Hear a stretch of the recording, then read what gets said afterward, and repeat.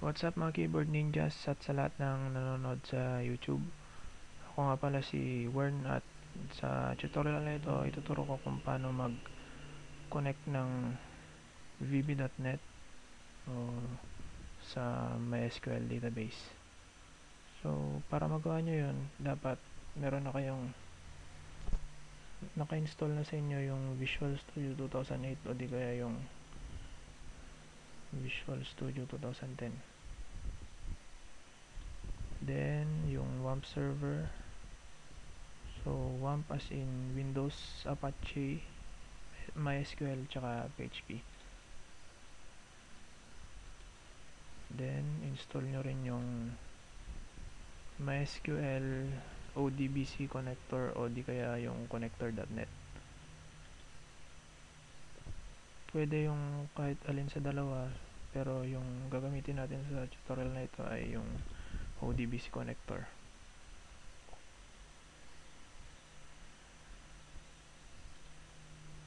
Oops. So, dapat i-install nyo muna yung Visual Studio 2008 bago yung connector. So, create tayo ng new project. Okay. Then, drag tayo.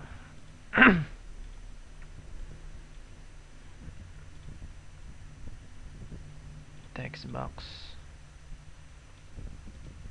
Then, palitan natin. Save.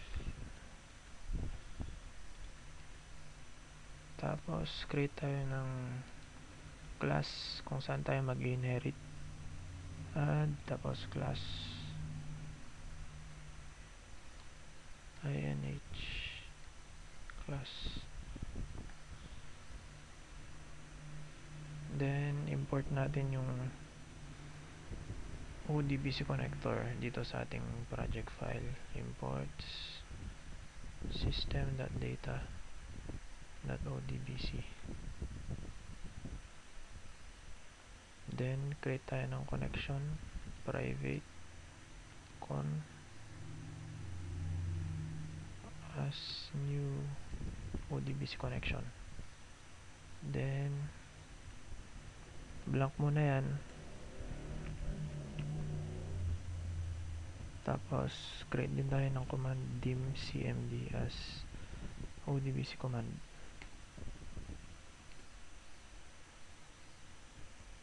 So, para meron tayo, yung pupunta dito na parameter is yung connection.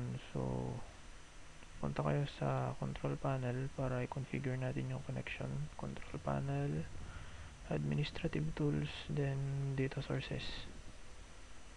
Then, sigurado nyo na nasa user descent kayo. Then, add. Hanapin nyo dito yung in-install yung ODBC connector para sa MySQL. Ito. MySQL ODBC 5.1. Then, finish. Data source name, which is yung ilalagay natin dito. Kahit ano pwede. Kahit ano. Then, yung username, default username is root. Then, lagay nyo rin yung password kung meron kayong password. Tapos, yung database, piliin ninyo.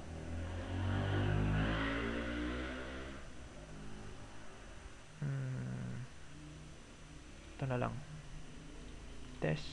Connection successful. Okay. So, yung linagay nating data source name is kahit ano. So, yun yung ilalagay natin ditong parameter. dsn is equal to kahit ano.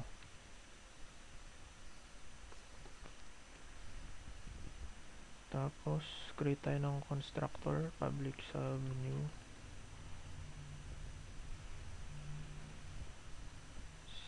Con dot open cmd dot command text. Oh, set muna natin yung connection na gagamitin ng CMD. cmd.connection is equal to con. Then create tayo ng sub para sa pag-insert ng records. cmd.commandText insert into, check natin yung tables sa database, user profile.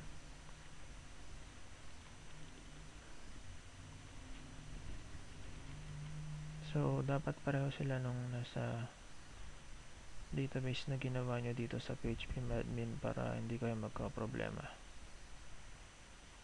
Then select na lang tayo ng isang field dito, so real name,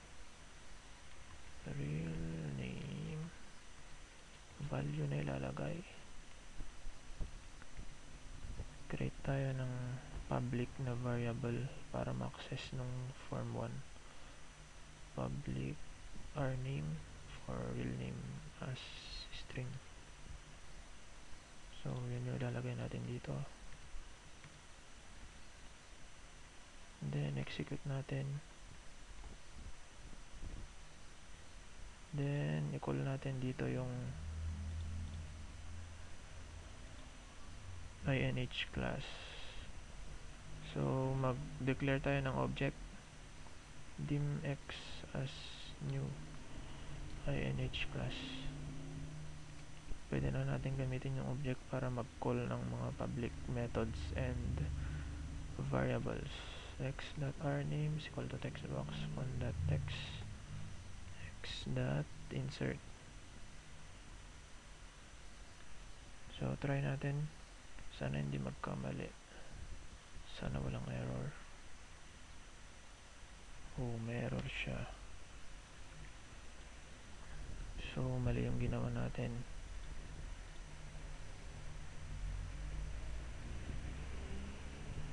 cmd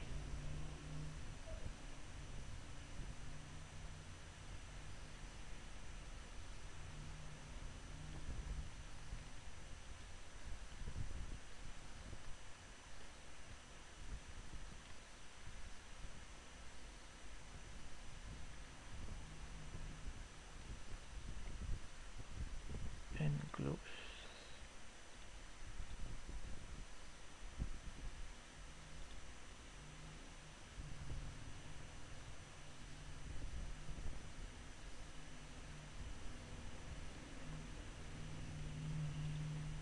Yan. So try natin siya ulit. Yun, pwede na siya. Try natin mag-insert A, B, C, D, E, F, G. Save. User profile. So yung real name na field lang yung nalagyan, and yung user ID, since yung user ID is, tingnan natin yung structure, auto increment siya. So every time na mag-add ka ng record, meron din siyang nalalagyan din ito ng laman. So huling silip sa code, stop debugging. Ito important to para ma-access natin yung libraries ng ODBC connection. Then ito yung para sa pag-open ng connection, since hindi mo siya magagamit hanggat hindi mo siya ino-open. Then ito yung preliminary na command, parang sineselect niya lahat ng records sa user profile table. Then sineset din natin yung connection ng command as con.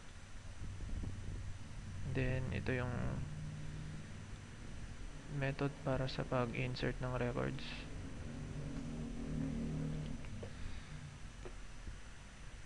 So every time na gagawa tayo ng insert na query, o di kaya update, o di kaya delete,